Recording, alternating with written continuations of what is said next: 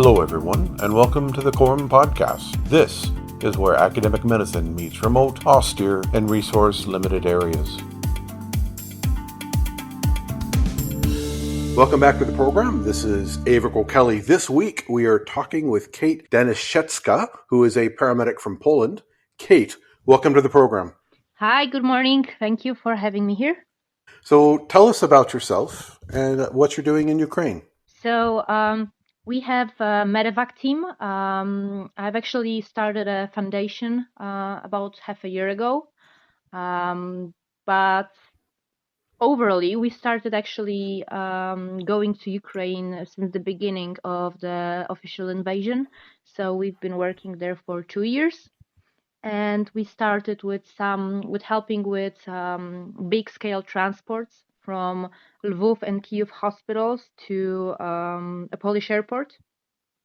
So all the wounded needing more healthcare, more rehabilitation, and very important surgeries would be able to get healthcare, the help they need, and would be just taken to different countries all around Europe and actually around the world as well. And when the health system got a little bit healthier in Ukraine, we started going to the front line, and we've been working in Donbas area since then. So you've done both sides of it. You've done the medevac from Kyiv, and you've done the casualty collection points forward. Yes, exactly. And that's what we mainly do now. From time to time, we also do some medical transports that are long distance, which is also a big effort, and especially logistically as well, not only medically, which all medics, I'm sure, know perfectly how hard it might be. But yeah, most of the time we spend all around the stabilization points and in the area of the very there's a lot of shooting there. Let's call it that. Because the red zone, I wouldn't, don't want to call out the specific areas and zones because they're so dynamic. It's just it just changes almost every day. So one time it's the red zone, one time it's not. So They're busy, as we say, in an operational sense. There's a lot going on. yes, exactly. That's the perfect way to put it. Thank you. Let's talk about the first job you had. So you would go to Kyiv and you would take stable injured people and put them on a train or on a bus to the Polish border. No. And then you would give them to No. How would you get them Actually, we took ambulances from Poland, mostly private ones, of course. And all of me and my paramedic nurses, doctor friends, we just started going there, taking the ambulances, cooperating with the Ukrainian healthcare. And we just started doing the big transports with the ambulances on wheels by road. Wow. So was that 7 hours, is it? Well, yeah, depending, but yeah, to Kiev, definitely. Most of the transports, thankfully, were from Lviv, which is, something in between 1.5 hours to the border with Poland. And then let's say 1 more hour to the big Rzeszów airport.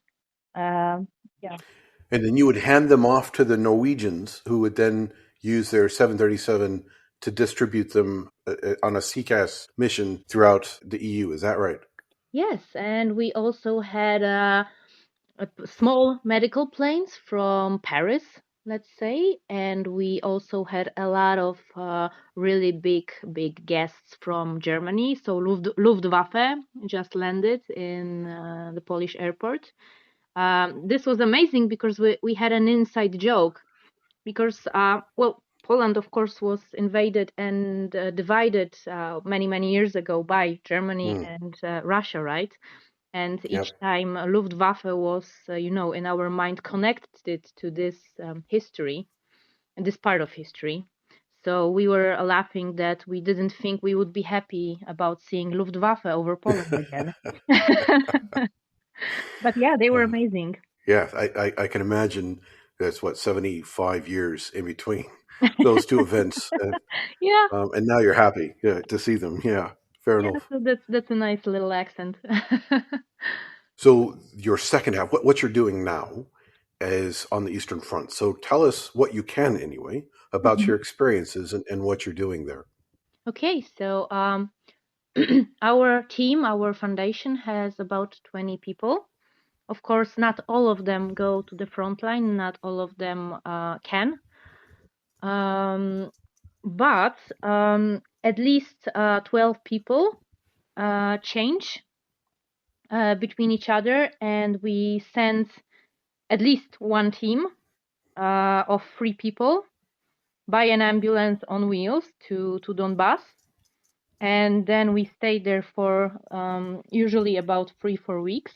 Wow. Sometimes, if there is need, we actually even send 2 ambulances, so 2 teams, so 6 people. Then we take well, we work pro bono, so we don't get paid for it, and everything we take care of logistically, or all the equipment we buy, is only from donations and out of our own pocket money. Let's call it that. Wow. Yeah, so it's a big logistic thing here as well. So there's a lot of work before going, and of course, then on the front line, the team has his hands full, and they are in charge there. There is always one person that is the commander of the team on the spot in the area, and there is me, that I'm the commander of all of the foundation of the team together. And yeah, we try to switch the teams so we're fluent and we're there just constantly. How do you get resupply of medical kit on each trip? Well, we have some help from our friends, from some organizations and foundations that we cooperate with. So if they need something and we have it at the moment, we share it. And the same thing, if they have some medical supplies we need and they are doing different things, for example, then they can share with us. But yeah, some of the things we actually just have to raise money and buy, because most of the things are, very specific. We work on ICU level, and we mostly actually take care of heavy patients. So we really need very specific equipment each time for to be able to give this help in a proper way. So you have a 3 to 4 week deployment, and you're bringing the majority of your kit Yeah. from Poland for each of these. Yes. So that ambulance must be stacked full of kit. Well, the good part is that most of the time now we really intensely cooperate with the stabilization points. So Hmm. most of the stuff that we need at the stabilization point, which is usually for some of the soldiers, the wounded soldiers, their first connection with any kind of medical help. So majority of the equipment and the medicine is there, and that's where majority of it will be used as well to stabilize the patient. Ah. And then the rest we all need to have on our own, because we will be the ones, well, firstly helping on the stabilization point as well, but later we will be the ones taking the patients and doing the medevac with them. And just so you know, you realize the medevac takes around 1 hour. It's not like 5-10 minutes. And you're going from the stabilization point or the casualty collection point to a definitive role one hospital? Or is that Well, where? So, they're called like frontline hospitals. They're not, hmm. of course, they're not in the well, combat zone. They're outside of it, but also they're being bombed from time to time. So it's, that like this very stretchy border between those zones. But yeah, Hmm. it's if it's a number one, level one hospital, it actually depends, because the levels are not the same like in the NATO system. It's all mixed. So we could call it a Hmm. level one or two, but yeah, it's not really that. You get what you get. Yeah, exactly. Yeah. It's very specific. And then from there, they have damage control, resus, and then stabilize again and send to Kiev. Is that right? Yeah, some of them are being sent to Dnipro, some of them are being sent to Kiev, some of them are being sent to Lviv. It depends what is the main issue, of course, and where there are, empty beds for them. Um, but yeah, and the hospitals we go to sometimes also differ because the ones that we usually go to, they don't really have a very specialistic. Sorry, I'm missing the English word for it. Like for TBI, a specialistic. Neurosurgeon. Yeah. Yeah. So, well, yeah, majority of the hospitals that are 1 hour away from our point don't have that. So then we have to actually go further to a different hospital that is in a Mm. bigger city and to be able to, like keep this patient alive. Many of them actually started surgery just after we delivered them. So, like 10, 15 minutes later, they were already being started to get prepared for the surgery or already being cut. So you pick them up at the stabilization point. Are you then you're staying close by there until they need you? It depends actually. It changed during well, it changed throughout the 2 years of the war, and it was also different in different areas we worked in. At this moment now, uh, we usually work on shifts. So then, when we are on the call, we are actually on the stabilization point or in a certain point that is like somewhere Mm. in the middle of the, let's call it medevac, or in the middle between our stab point and where we usually live or sleep or rest. And from there, we get called to go to the step point. And yeah, sometimes, as I mentioned, we're just at the step point and we're there waiting and living and just helping all the wounded. And some of them, if they're heavy, if they're red patients, or yellow, we will take them instantly after stabilizing. And if they are actually, green walking, if they're quite okay to be taken by different medevac teams that are not so specialized with Mm. people and equipment, then we will be waiting for the next ones and we will continue just treating the patients we have incoming. So at the stabilization point, are they doing mainly damage control surgery, or what is happening there compared to bringing them back, or the treatment you're having en route as you bring them back to the World 2 hospital? So yeah, because the medevac is very long, we it's a bit different than for most of the medevacs we probably knew from the conflicts before, and also the medevac is on wheels, so that's also problematic. Mm. Um, so it's almost impossible to do any IV or any other access to the patient when something is not working. When well, yeah, shit hits the fan. So we need to take it into consideration and be sure. So we really like the central access. We try to do it as much as possible on the step point for many patients. Um, if we have IVs, we try to definitely keep the standard of having at least two that are really good and make sure they're working before taking the patient. Mm. So you don't get the surprises which you well get anyway because that's the Yes. way life is, Murphy's law. Yes.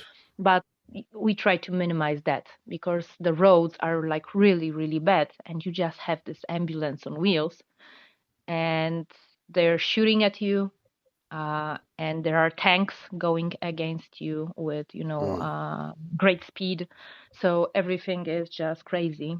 And you have to treat the patient on the way, and also usually you have more than one. Even if you have a heavy patient, usually you take 3 or 4 more on board, and Wow. you do this kind of triage on the way in the ambulance all the time also. So you definitely want two lines. You said central line. So are you doing a EJ, or what's your primary line for getting an IV? Uh, of course, we use what we have because sometimes we are very well equipped. We as the Polish team and the Ukrainians on the step point. Sometimes we get like really big supplies and amazing ones, and then we have basically everything like most of the hospitals. And sometimes we struggle and we don't have even the basic equipment. So yeah, we just you try to maybe not improvise, but you try to build on what you have. And yeah, if we have just IVs, then we'll just use, the big IVs and at least two, as I said, and make sure that they're working. Then later, you can use IO, you can use the central access if you do have them. And about on top of all of that, lately we have been having whole blood, which we administer to most of the patients, unfortunately, or fortunately, depends how you look at it. From a medic Mm, standpoint, that's awesome because many lives have been saved thanks to that. In the meantime, we had only, well, at the beginning, we didn't have anything. We had only, drips, IVs, liquids.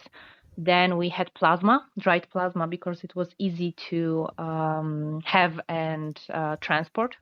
mm, And now we were able to start giving blood. So yeah, that's awesome. nice. Yeah, and of course we try to make sure that we fight with hypothermia and everything like that. So the same thing at the beginning, we didn't have any actual place to even warm up the liquids, and we've been sleeping on the stabilization point in the winter in like down sleeping bags and Mm, freezing to death, and we were sleeping with the drips with the liquid under our armpits and between yeah, our legs, so at yeah. least they're not frozen, they're like at least at almost body temperature. So Wow. that was the only thing we could do. And later, when it got better, when we had access to some electricity, we could make for ourselves. We had special equipment.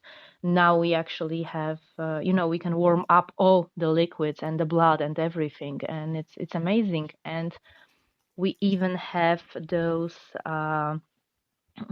how would you call it, when you have a patient in hypothermia in the hospital normally, you have this big like blower Oh, the bear blanket. Yeah, that you lovely. put under the, Yeah, y- you know what I mean, and it like mm, blows warm air on the nice, patient. So now we even nice. have those in some areas. Yeah. So it's evolving. It's amazing to watch. So it's getting better and better, but well, still the most important is the staff that knows what they're doing. But yeah, without some equipment, you're not you're not gonna do much, right? I have a very odd question to ask you. So this winter, I've been working on an improvised IV heating option by pouring boiling water around the IV bag inside the bag that it comes in as a protective layer. And I'm showing in my data points, it's a pretty substantial warming. Yeah. Is that even a possibility in the stabilization points of getting boiling water, putting them in for 1 minute around the IV bags to warm them up to 37°C? At some point, yeah, it would be actually. At the beginning, in some of the sub points, it was not possible even to have warm water. We actually had some areas where we didn't even clean ourselves, bathe for 1 month. We even, let's call it by name, had to shit in corners because there was no toilet and you couldn't just go out because you would just get shot. Plus, it's cold. So Yeah. that was very tough because it's just, yeah, basic human things. And after a couple of days it's just survival, but after 1 month it's like you can really feel it. It's really tough to continue in this kind of conditions and also work under stress.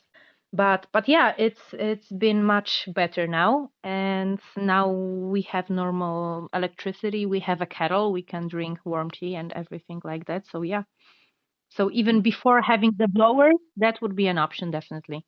As an Irishman, having a cup of tea does make a world of difference of being in a civilized environment. Um, Yeah. Yeah, I'm the coffee person. But yeah, I'm with you on that one. So it will be just tea for you and coffee for me, and the same level of priority, definitely.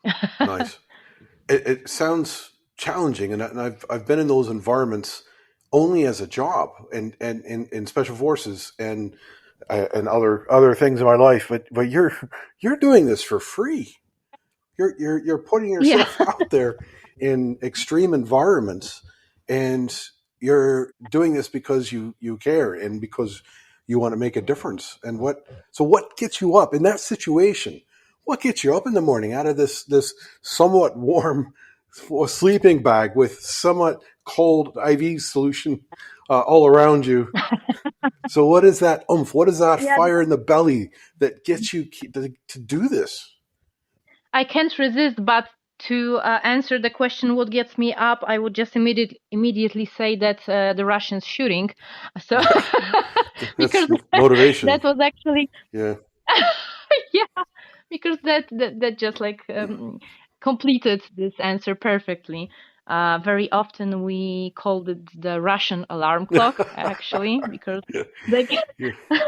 Wow. they kept on shooting at a very specific time in the morning, and they would usually wake us up with like well, the cluster was falling from the walls and from the ceiling on on us. So that was the amount of like power, of course, that happened. And I came up with this name after do you know Family Guy, Yes. Yeah. the cartoon? Yeah. So yeah, there was a small joke scene about a Palestinian alarm clock, which was more close to the yeah. well Yeah. conflicts before, and I just kind of borrowed it because it just suited perfectly. So Indeed. I'm sorry everyone for that, but yeah, I just love this name. Nice. But yeah, to be honest, and maybe less humoristic about it. Well, if you have this mission, if you just love medicine, and also if you see how much it impacts all the people around there, like all the civilians, the soldiers, everyone, and they're just fighting for their land. Well, war is shit, we know that, and Always is. politically it doesn't make any sense.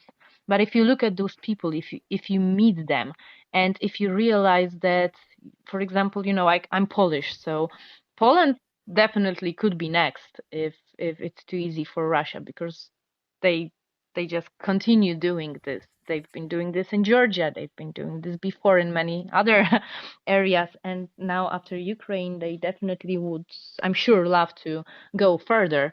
So I don't want to see that, in my hometown. I don't Mm. want to need to do this, and rescue my parents and my friends. And so on one hand, I'm trying to help those people that are in need. On the other hand, I'm trying to uh, not see this happening in my own country.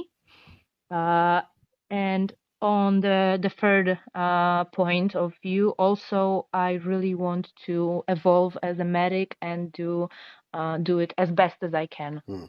So yeah, that would be it basically. Wow. So, what common treatments are you doing? What's your day to day? Your and as far as a medical treatment, what's very common for you to do on your casualties? Um, okay, so well, what is very specific is shrapnel in this conflict. Mm. So you don't really get a lot of shot wounds as they are. You get loads and loads of shrapnel everywhere. So as you know, these wounds are much worse, Mm. and they're worse to treat, take care of. So there is everything inside of those patients. One thing that was very specific, which I try to share all the medics and on conferences and everywhere is that we've been kind of avoiding looking in the buttocks and the feet most of the time. TC3 says about it as well, but still many medics don't even look there. Hmm. And of course, if a medic, faces the earth, right, with his face, because he doesn't want to get shot, he falls on the ground. Well, these are the two places that are first on the line to get hit, Yep. and this is where most of the shrapnel goes. Hmm. So a lot of that. So we sometimes, of course, if the shrapnel is not a threat to life, we just leave it for the hospital to take care of. But we also have many wounds connected to it that are with massive bleeding or, barotrauma or other stuff. And we also sometimes just have to take them out. Hmm. Of course, a lot of pneumothorax. So, what is interesting actually with the pneumothorax, uh, we don't really see a lot of use of decompression needles, Hmm. which is very surprising for us. And we were wondering if it's because maybe there is, lack of equipment. Because at the beginning of the war, I remember there was a problem with them. They were, out everywhere, right? Yeah. Uh, but now it's not a problem when I look at it from a perspective of living in Poland or seeing the what's in the stores online or not in other countries as well. So this shouldn't be a problem, at least out of what I see it. Uh, so maybe the problem is the soldiers are not trained enough to use them, or maybe they're scared to be using them. Not sure, but yeah, they out of the 2 years of working on the step points and in different locations as well, because it depends. I have seen the use of only one decompression Wow. needle with a pneumothorax patient. Wow. So you can imagine, like, yeah, wow. So medically, is there so with shrapnel, is there going to be a wound tract large enough to cause air to get in there to collapse the lung? Whereas a 7.62 round with a cavity that's happening, you're going to have a collapsed lung. Is it the fact that it's shrapnel that is not causing a tension pneumothorax? Well, actually, there is a lot of problems with that, and actually, there are many deaths to be prevented, which are actually happening. So again, Hmm. conflict is different, but here it's exactly like in the tactical combat casualty care have been said. You should be focusing on those deaths that are, that shouldn't be happening. And in the case evac, so the in taking the soldiers directly out of the trenches, let's call it, out of the holes in the ground, and taking them to the stabilization point.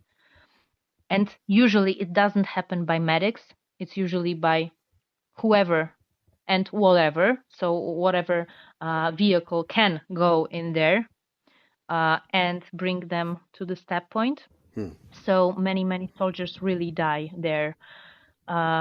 So, if you look at the statistics or even by just observation, we get a lot of, well, dead bodies coming to us instead of soldiers we can treat, because the ones that are really injured bad don't really make it to the stabilization points. And of course, the stabilization points are, sometimes we're like 300 meters away from the positions of the soldiers, and sometimes we're like 20 kilometers away. Hmm. So both of these situations happened and everything in between.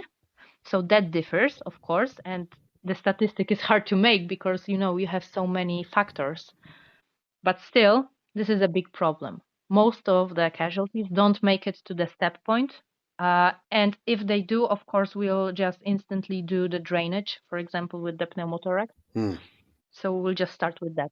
So let's talk about training. Are you thinking that the TCCC isn't ubiquitous? Like it's not taught to absolutely everyone on the front line.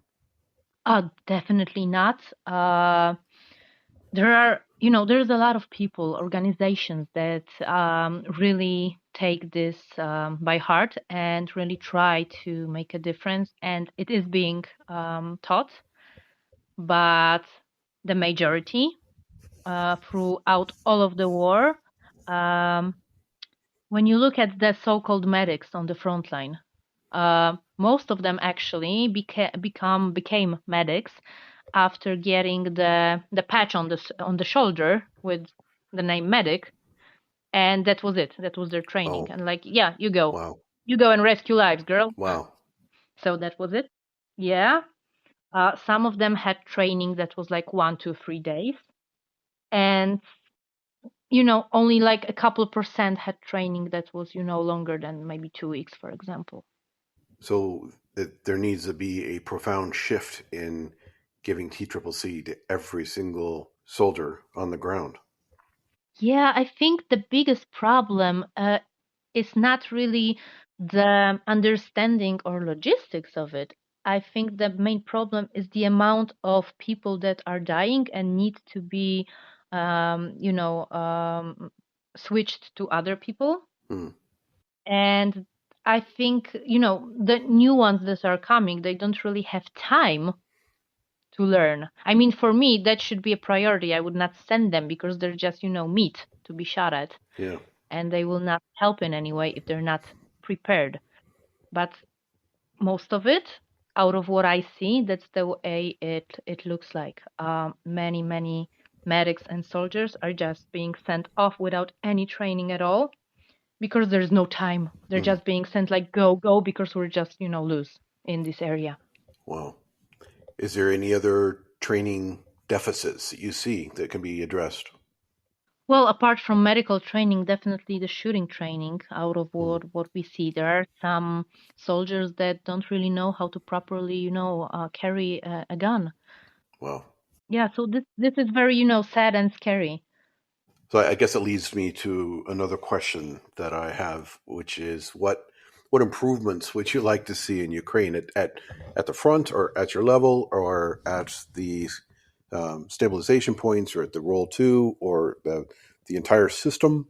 What would you like to see? What do you think needs to be done? What's the low hanging fruit on making this better? So I'm not sure how and if it's possible, to make some changes now, like in the middle of this, especially that so many of Ukrainians, gave their life away already.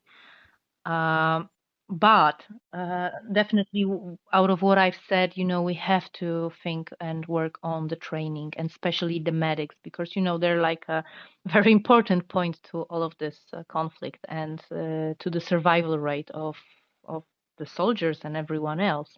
So, well, of course, if the soldiers start getting hit and not being, saved and treated properly, well, it's gonna go even worse. So yeah, training and training for the medical personnel, and many of the civilian personnel got used, of course, because they most of the military personnel just is dead already. So you know, before any conflict, we should actually think about the system, the systematic way of also, training all the medics in at least, some percentage of what they would have to do in a conflict, and how to find themselves in this situation, how to, receive and take orders, how to work, how what they will, be what will be the main priority with the patients, what the wounds will be mostly, and how they will be, able to help in the military system, because in Ukraine, many civilian medics just do the work now, and you can see they're learning on the spot, as they go. The ambulance felchers are quickly learning to be combat medics. Yeah, and it's not the way it should be, Hmm. because first, before you learn, you make mistakes, and those mistakes at a conflict, they kill you. So most of them will not learn because their mistake might just kill the whole team. So to not let this happen. There should be something, at least, a minimum, like TECC, right? Training or anything for those civilian medics that will need to be involved in this situation. We tried to address this back in 2019. The college was invited by Ternopil National Medical University to convert ambulance felchers into a US style paramedic program, and we ran 3 train the trainer courses. And I don't think there was enough time between 2019 and 2022 to get that system changed. You can't really change an EMS system in 3 years, but the people saw that back then on the need for the civilian Yeah. ambulance personnel to up their game a bit. Yeah, and I really hope that our country notices this problem as well. And I know they're kind of starting building this society that is more, they can see, they know, but we have still a long way to go ahead of our country as well. Indeed. So, Kate, tell us about your nonprofit. When did you start it? What does it do? How does it work? Okay, so well, we started working as a team without any actually legal organization to back it up as a whole. We cooperated with some organizations to make it legal and possible to do some stuff. So there were pros and cons because thanks to not having a legal organization, we were able to not focus on some legislation problems and formal issues, but to do the work. And many organizations just had to deal with stuff and just didn't do anything because they had to wait. So that was a plus, a big plus. But the big minus, of course, is we really struggled financially. At the beginning, we were so motivated, and we had everyone from the team just had some extra cash on their bank account, just saving up. So we used that. And yeah, the first half year was amazing actually. And then, which is very psychologically normal, if it of course gets really tiring and frustrating, and everyone is just very much tired, right? Indeed. So yeah, so we started struggling a lot, but we continued the work. And me and my colleague Robert, that has been doing most of the work, we created a foundation just because of this situation on base of our work, so we can continue again in a very much nice legal matter, and we can try to raise some more funds to just keep on doing the job. And yeah, it's been 2 years now. Surprisingly, we cannot. Yeah, I didn't feel 2 years go by. And basically, 24/7, I was just trying to make this all work, and just trying to also work like privately for my bills at home in the meantime. But Hmm. yeah, most of it is just Avantgarda team. So, for the listener out there who would like to support or help, how can they do that? Well, the easiest way, I think, is we have Avantgarda. If you fill in Avantgarda Medics or Polish Medevac, you should see it. We have a Facebook and Instagram page, and you can find all the information there. So we have one fundraise by fundraising page that was made for us by our friendly organization, a different one, but all the money, of course, goes back to us.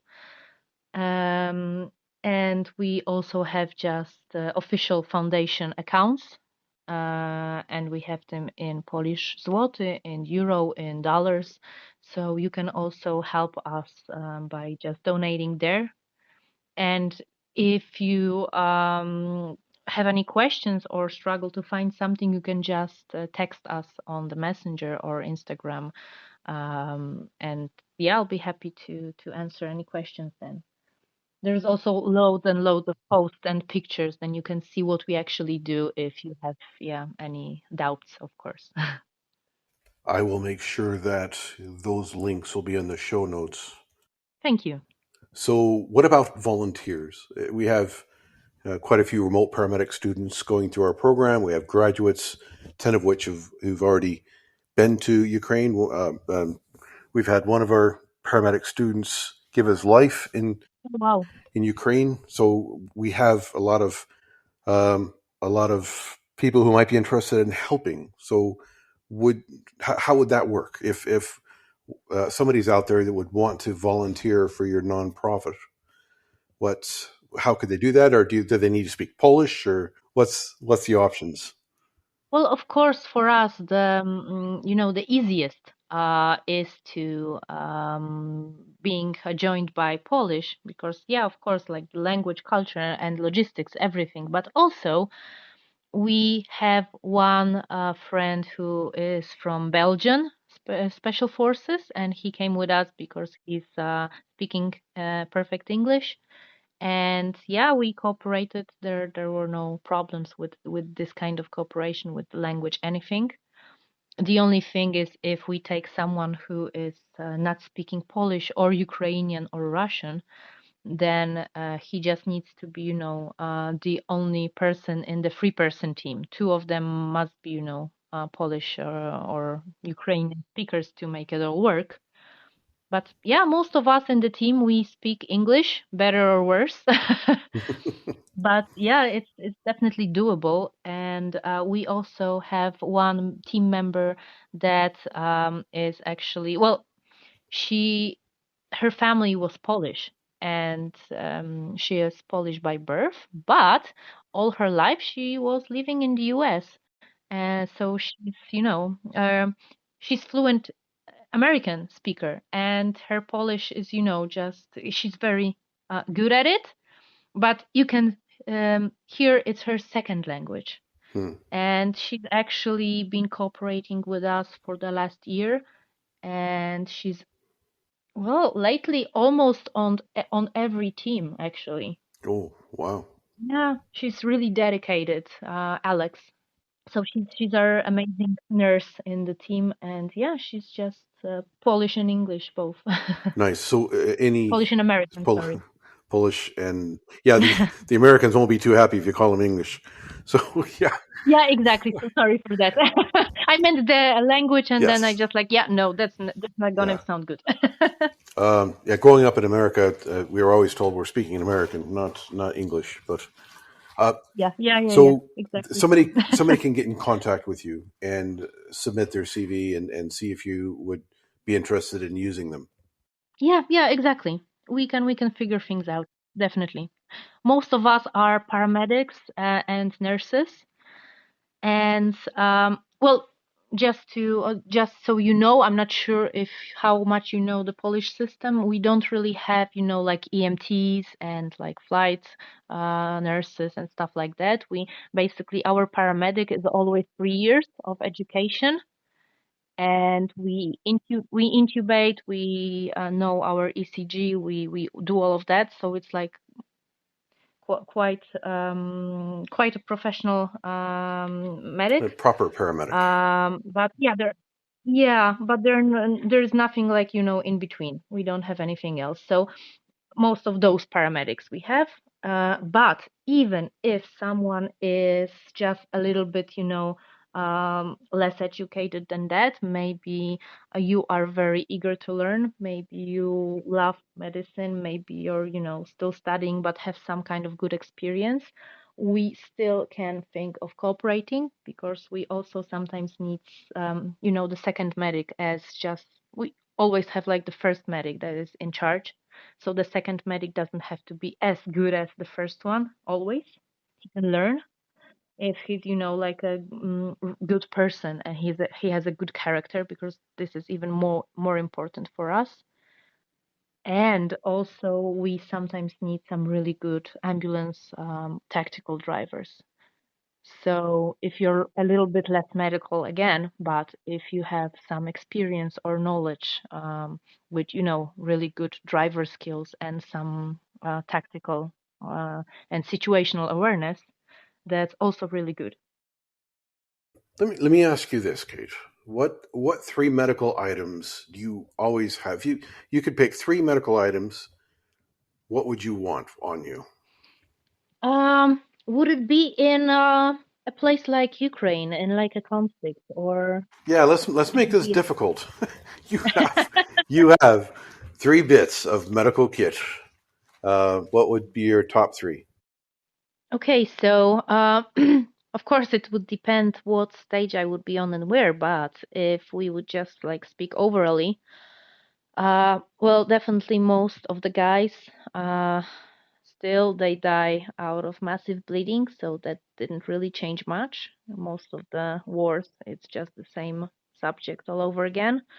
So I'm thinking if I would prefer, yeah, I think I would definitely take tourniquet and something to do, wound packing.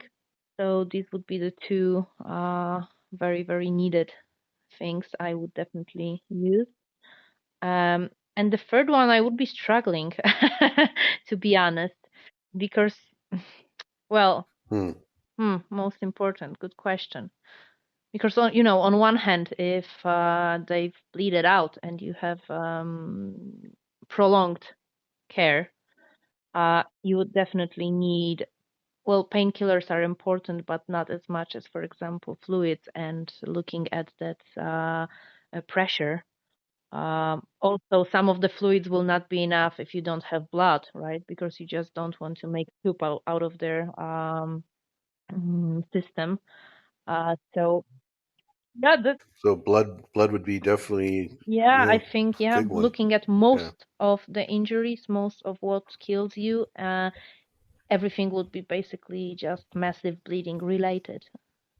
So a tourniquet, hemostatic dressing, and fresh whole blood.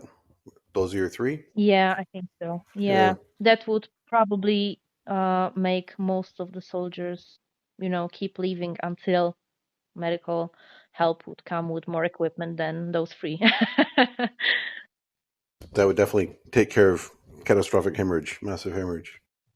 Yeah, because I'm thinking, if you think of the airway, which is on the second point after the bleeding, you can still, manage like mechanically with hands and stuff like that. So You can, or gravity. yeah, Yeah. yeah, exactly. So and you cannot just really improvise a really good tourniquet. It has to be, proper, right? So yeah, those would be the subjects, I think. So, Kate, my last question for you is this. What advice do you have for the medical provider, the paramedic, the nurse, the doc, who would be interested in doing what you're doing or would be interested in helping? What can they do? Okay, so it doesn't really matter if they would come with us, with our team, or just with any other. I would definitely want them to make sure that they're as safe as possible. So make sure that, well, remember that it's a conflict, it's a war zone. So you have to have good armor. You have to know what you're carrying on you.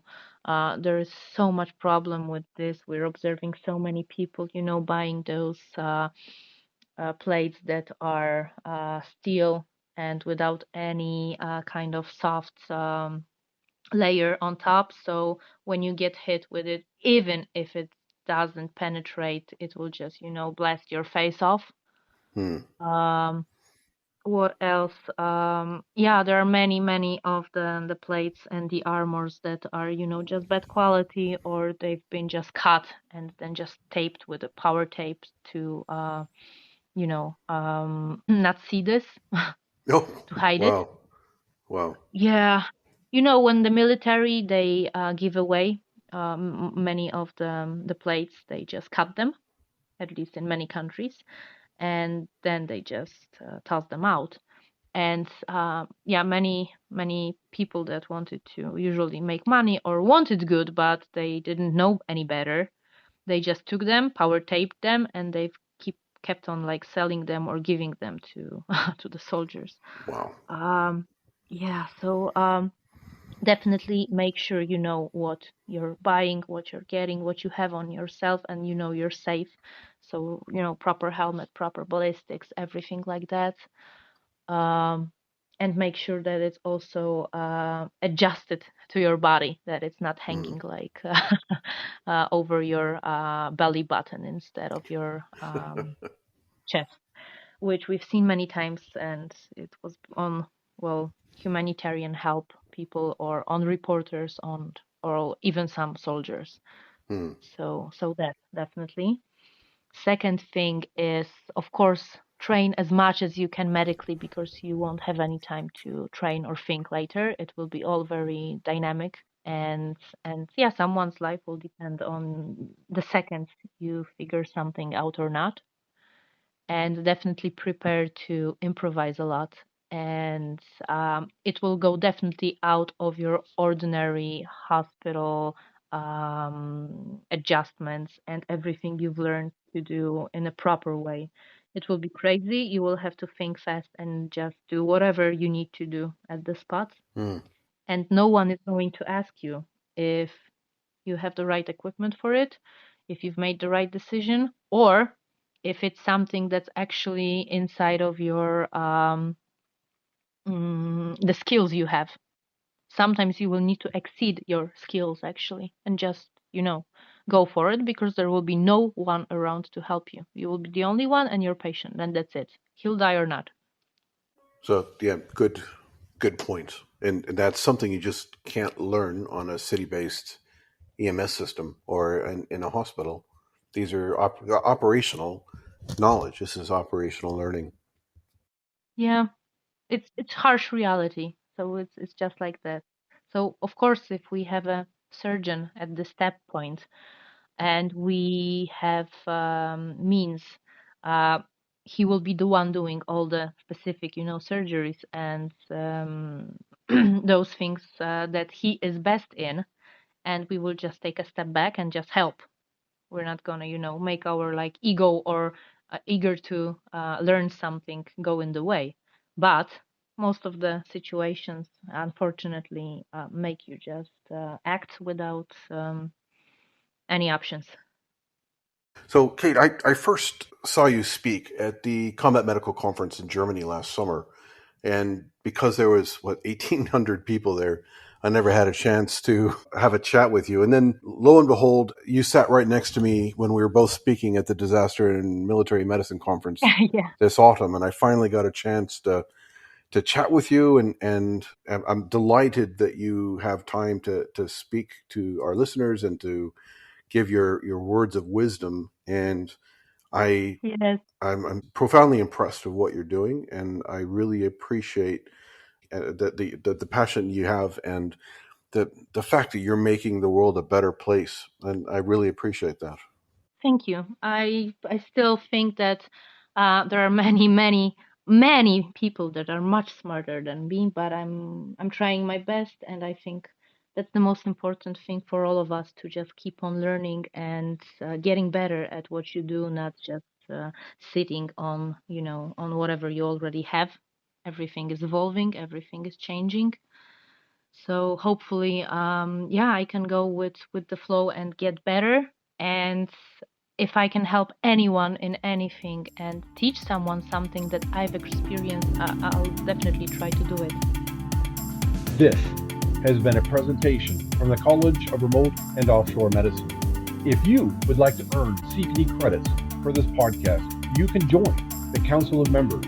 Being a member of the college gives you free CPD credit, free access to our virtual field guide, and discounts on our e-learning courses.